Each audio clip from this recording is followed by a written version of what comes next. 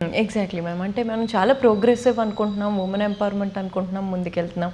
మనకు స్టెబిలిటీ కావాల్సిన 3 ప్లేసెస్. ఇంట్లో ఒకటి ఫ్యామిలీ, అక్కడ ఈ ఇంట్లో అబ్యూజెస్ ఇవన్నీ, ఫ్యామిలీ రిలేషన్షిప్స్లో థ్రెట్స్ ఇవన్నీ ఉంటానే ఉన్నాయి. నెక్స్ట్ మనం వెళ్ళేది వర్క్ ప్లేసెస్. ఈ వర్క్ ప్లేసెస్లో కూడా ఉమెన్ అయితే కష్టపడతారు, లేకపోతే లాయల్టీ ఉంటుంది, అది అదునుగా తీసుకుని వర్క్ థెఫ్ట్ అనండి, లేకపోతే ఇంకా ఇమోషనల్ మ్యానిపులేషన్స్ ఇవన్నీ ఉంటున్నాయి. సో వీటన్నిటికీ మీరు ఫస్ట్లో అన్నట్టు కొన్ని రిపోర్ట్ చేయగలుగుతాం, కొన్ని రిపోర్ట్ చేయలేము. నిజంగానే లా అసలు ఆ పరిస్థితిని పరిగణలోకి తీసుకుంటుందంటారా? That is where your lawyer comes into picture. ఇప్పుడు మీరు లేదు మీరే పోలీస్ స్టేషన్కి వెళ్ళి కంప్లైంట్ ఇచ్చారనుకోండి, సింపుల్గా మా అత్తమావలు నన్ను కొడుతున్నారు, తిడుతున్నారు, లేదా నా భర్త నన్ను కొడుతున్నాడు మీరు వేగ్గా చెప్పారనుకోండి, అవి నిల్చో. ఎందుకంటే ఏదో గాలి మాటల్లో అనిపిస్తాయి. స్పెసిఫిక్ ఇన్స్టెన్సెస్ కావాలంటారు ఎవరు? కోర్ట్స్. సో పోలీసులు మీరు కంప్లైంట్ రాయిపించుకున్న ఒక 498 కేసు అని, ఇప్పుడు 85 BNS అంటారు, అప్పుడు 498 AIPC. అది రాసుకున్నా కూడా దాంట్లో క్లారిటీ ఉండాలి ఏదైనా. సో మీరు రాసిన కంప్లైంట్లో క్లారిటీ ఉండాలి, లేదా కోర్టుకి వెళ్ళి ఏదైనా ప్రజెంట్ చేస్తే క్లారిటీ ఉండాలి.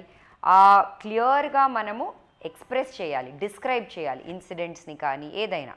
ఇప్పుడు ప్రాపర్టీ ఇది నాది అంటే సరిపోదు కదా, ఆ ప్రాపర్టీ నాది ఎలా అయింది అనేది సివిల్ మ్యాటర్స్లో చెప్పినట్టే దాంట్లో డాక్యుమెంట్స్ ఉన్నాయి, అవి ఉన్నాయి. కానీ క్రిమినల్ కేసెస్లో అట్లా డాక్యుమెంటేషన్ ఉండకపోవచ్చు, ఉండకపోవచ్చు. ఫర్ ఎగ్జాంపుల్ సైబర్ క్రైమ్ ఉందనుకోండి, మీకు వస్తాయి ఏదైనా మెసేజ్ వచ్చింది, లేకపోతే ఇది జరిగింది, లేదా మీ డబ్బులు పోయినాయి, you have some track which are accountable. పర్లేదు, కరెక్ట్.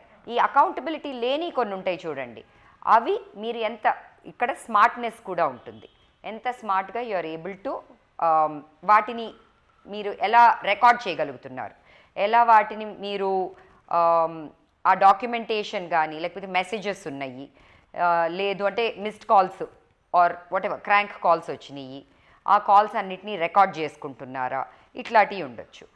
ఇంకొకటి ఏంటంటే చేసేటప్పుడు మనం అది చెయ్యాలి అంటే మనకి వెనకాల నుంచి కొంచెం సపోర్ట్ కూడా ఉండాలి.